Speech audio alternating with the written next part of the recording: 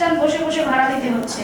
এর আগে যখন দেখছে বা আমার ফ্যামিলি ফ্রেন্ড সার্কেল কখন আমাকে সাপোর্ট দিয়েছে, যখন দেখছে যে হ্যাঁ একটা ভালো জায়গায় অবস্থানে আছি বা এখান থেকে ভালো একটা আর্ন হচ্ছে, উইদাউট কিন্তু তার আগে একবারের জন্য বা একটা সেকেন্ডের জন্য কারো সাপোর্ট পাইনি। এটা হচ্ছে সবচেয়ে মেয়েদের বড় একটা চ্যালেঞ্জ। আমরা যদি আমাদের জায়গায় কাঙ্ক্ষিত জায়গায় না পৌঁছাতে পারি, এই পর্যন্ত আপনি যতই বলেন হ্যাঁ ক্ষেত্র বিশেষ আছে, অনেক হাজবেন্ড বা ফ্যামিলি সাপোর্ট দেয়, বাট আমি গড় ভিত্তিক বলি অন্তত 100%-এর মধ্যে আপনার 99% পাবেন যে আপনি সাপোর্ট পাবেন না।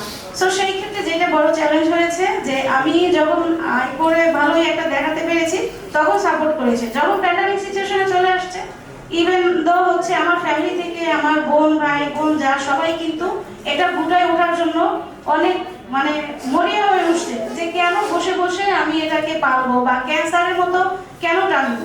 আসলে সবচেয়ে বড় কথা, একটা মেয়ে যখন কোনো বিজনেসের ক্ষেত্রে আসে, এটা কিন্তু একটা সন্তানের মতো লালন পোষণ করে যে হ্যাঁ আমি এই জায়গাটায় পৌঁছাবো, আমি এই জিনিসটা করবো, আমার ফিউচার প্ল্যান আমার এটা, এবং আমি ওই জায়গায় যাবো।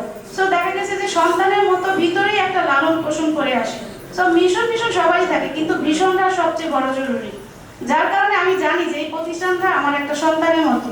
বাট ফ্যামিলি থেকে যখন চ্যালেঞ্জ আসছে যে এটাকে আমি গুড়ে ফেলি, তখন আসলে এটা ফ্যামিলি ইস্যু থেকে শুরু করে আদার সব ফ্রেন্ড সার্কেল এবং আত্মীয় স্বজন যারা একত্রে হয়ে আমাকে এটা গুটানোর জন্য অনেক ট্রাই করছে।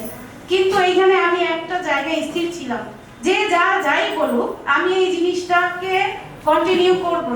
তাতে আমি বলছি তোমাদের কারো সাপোর্টের দরকার নাই, আমি যদি পারি একা চ্যালেঞ্জে আগাতে পারি তাহলে তো তোমাদের কোনো প্রবলেম নাই। বলছে যে ঠিক আছে। যাই হোক, সবচেয়ে বড় কথা হচ্ছে ইচ্ছা শক্তি। সবার যদি ইচ্ছা শক্তি থাকে, বিশেষ করে আমার যতটা ছিল যে হ্যাঁ আমি নিজে থেকে টাকা দিচ্ছি বা এই যে 2-3 বছর পর্যন্ত ঘর থেকে, দেখেন আপনার যদি ইচ্ছাটা থাকে না, সেটা ফিডব্যাকটা বা গড গিফটেড ভাবে কিন্তু অনেকভাবে চলে আসে। ওই মুহূর্তে কেন আমি এই পর্যন্ত টিকে আছি, ভালো অবস্থানে আছি, ডিউ টু নরমাল সেই হচ্ছে জেলা পরিষদ থেকে ওই মুহূর্তে যে সময়টা আমার প্রতিষ্ঠান গুটাই ওঠার কথা, ওই সময়টা আমি নন রিফান্ডেবল একটা ফান্ড পাই হচ্ছে জেলা পরিষদ থেকে 3 লাখ টাকা। অনেস্টলি ওইটা তখন 3 লাখ না, আমার 3 কোটি টাকার সমান ছিল ঠিক ওই সময়টা, কারণ এটা ছিল আমার জন্য বড় একটা চ্যালেঞ্জ। সো ওই 3 লাখ টাকা পাওয়ার পরে হচ্ছে আমি এই পর্যন্ত কন্টিনিউ করি। তো যাই হোক, তারপরে তো হচ্ছে এরপরে অনেক প্রজেক্ট আসলো, দেন অ্যাসেট প্রজেক্ট নিয়ে আমি কাজ করছি 5টা অকুপেশনে। আর যে বিষয়টা হচ্ছে এসটিপির বিষয় ভাই যেটা বলছে, অবভিয়াসলি এসটিপি বলতে বা আমাদের এখন যেটা ছিল আগে এপিটেক বাংলাদেশ টেকনিক্যাল এডুকেশন বোর্ড, এখন ইয়ে হচ্ছে ন্যাশনাল স্কিল ডেভেলপমেন্ট অথরিটি, যেটা হচ্ছে একটা প্রাইম মিনিস্টার অফিস থেকে সার্টিফিকেটটা পাচ্ছে। সার্টিফিকেটটা কিন্তু অনেক ভ্যালুয়েবল, আমরা অনেকেই জানি না, হয়তো অনেকে কাজ করছি প্রোডাক্ট নিয়ে বিভিন্ন ফুড নিয়ে কিন্তু এটা যে একটা বেসিক এভিডেন্স আছে বা যে এই কাজটা আপনি জানেন যেটা বহির্বিশ্বে আপনি এভিডেন্সটা নিয়ে একটা ভালো অবস্থানে দাঁড় করতে পারবেন বা আপনি নিজেকে প্রতিষ্ঠিত করবেন, সেটা কিন্তু একটা বড় মাধ্যম হচ্ছে আমাদের এই এসটিপির মাধ্যমে যে সার্টিফিকেটটা পাচ্ছেন। সো অনেকেই আপনারা এখানে আছেন যে হয়তো সার্টিফিকেটটা বা এই আমাদের কোর্স সম্পর্কে জানেন না। দেখেন এখন কিন্তু গভর্নমেন্ট হিউজ আমাদের অপরচুনিটি দিয়েছে যেগুলো আমরা পাইনি। আমরা আমাদের রাস্তাটা নিজের থেকে অনেক কষ্ট করে তৈরি করেছি, কিন্তু এখন গভর্নমেন্ট বিশেষ করে এই যে প্রজেক্টে যেভাবে আসছে, ওরা কিন্তু ভাতা দিচ্ছে, আপনাদের সার্টিফিকেট দিচ্ছে, আপনাদের গাইডলাইন দিচ্ছে, আইটি সেক্টরে যে যার যতটুকু দুর্বল সেগুলোর সাপোর্টও কিন্তু এসডিপিরা দিচ্ছে বা আদার সাইডে সাপোর্ট দিচ্ছে, যেটা আপনারা পাচ্ছেন অনায়াসে। সো এই জিনিসটা হচ্ছে আপনাদের বড় একটা বিষয় যেটা আপনারা নিজে থেকেই পাচ্ছেন। আর যেটা এনএসডি এর যে সার্টিফিকেটটা, সেটা আমি আবারও বলি, আপনারা যারা কোর্স করছেন আপনারা শুধু কোর্সটা বা অনেকে আসেন সরি টু সে অনেকে ভাতার জন্য আসছেন যে হ্যাঁ আমি একটা 3 মাসের একটা করবো, 15,000 টাকা ভাতা পাবো বা 12,000 টাকা একটা ভাতা পাবো।